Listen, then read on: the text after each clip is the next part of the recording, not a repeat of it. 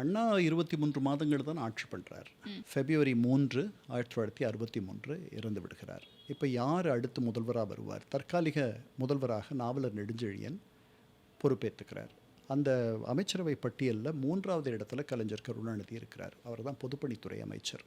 ஆனால் அவர் தான் சூத்திரதாரி. அவர் தான் 60களிலிருந்தே அந்த கட்சியினுடைய சீஃப் ஆப்ரேஷன்ஸ் ஆஃபீஸர், COO. அவர் தான் அந்த கட்சியை நடத்துகிறார். கூட்டணி பேச்சுவார்த்தைகளுக்கு அவர் தான் அண்ணா முன்னிலைப்படுத்துகிறார். ரொம்ப லாபகமாக, ரொம்ப சாதுரியமாக கூட்டணி பேச்சுவார்த்தைகளை நடத்துவதில் அவர் சமர்த்தர். அவர் தான் பொருளாளராக இருக்கார். அவர் 10 லட்சம் 62லேயே ஒரு தொகுதிக்கு 5000 ரூபாய் தேவைப்படும் தேர்தல் செலவுக்கு 67 தேர்தலில் அப்படின்னு சொல்லிட்டு 200 தொகுதிகளில் நிற்கிற திமுக நின்னா 10 லட்சம் ரூபாய் தேவைப்படும்னு சொல்லிட்டு 10 லட்சம் ரூபாய் தேர்தல் நிதியாக வசூல் பண்ணுவதை ஒரு இலக்கா வச்சுக்கிட்டு அவர் பொருளாளராக அதை சாதிச்சு காட்டினவர். அது மட்டும் இல்லை, 1 லட்சம் கூடுதலாகவே அவர் சாதிச்சு காட்டினவர். அதனால 11 லட்சம்ன்ட்டு அவர் பேரை சொல்லும் பொழுது சொன்னார். சைதாப்பட்டி தொகுதிக்கு அவர் அறிவிக்கிறார் அண்ணா 11 லட்சம், திருவாளர் 11 லட்சம்னு அறிவித்தார்.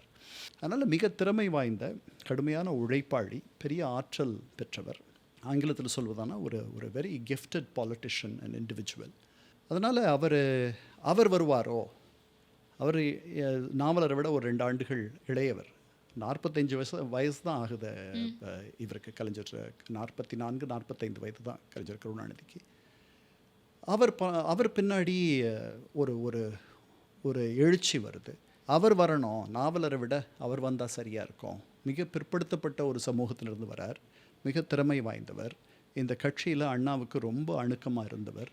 இந்த கட்சியை கடந்த 10 ஆண்டுகளாக அவர் தான் தினந்தோறும் இந்த கட்சியை நடத்துவது. Day to day activities, day to day affairs அப்படின்னு பார்த்தா அவர் தான் அதை செய்தவர். பொருளாளர் பொறுப்பில் இருந்தவர். 3வது இடத்துல இருக்கிறார். நாவலருக்கு ஒரு பெரிய மரியாதை இருந்துச்சு. அவர் படித்தவர், MA படித்தவர். இவருக்கு கலைஞரை பொறுத்த வரைக்கும் மாவட்டங்கள் தோறும் அவருக்கென்று பெரிய அவரை ரசிப்பவர்களும் அவரை ஆதரிப்பவர்களும் அவருக்காக, அவருடைய பேச்சுக்காகவும் அவருடைய ஆளுமைக்காகவும் அவரை நேசிப்பவர்களும் மாவட்டந்தோறும் இருந்தார்கள். அதனால் எம்ஜிஆர் அவரை ஆதரிக்கிறார்னு தெரிஞ்ச பிறகு, தினத்தந்தியினுடைய உரிமையாளர் சீபா ஆதித்தனார் அவரை ஆதரிக்கிறார்னு தெரிஞ்ச பிறகு அவருக்கு அந்த பொறுப்பு வருது. இதை கலைஞரே சொல்கிறார். எங்கள் வீட்டுக்கு நான் அந்த பொறுப்பை நான் விரும்பலை. எங்கள் வீட்டில் இருக்கவர்கள்லாம் அது எனக்கு வேண்டான்னு சொன்னாங்க.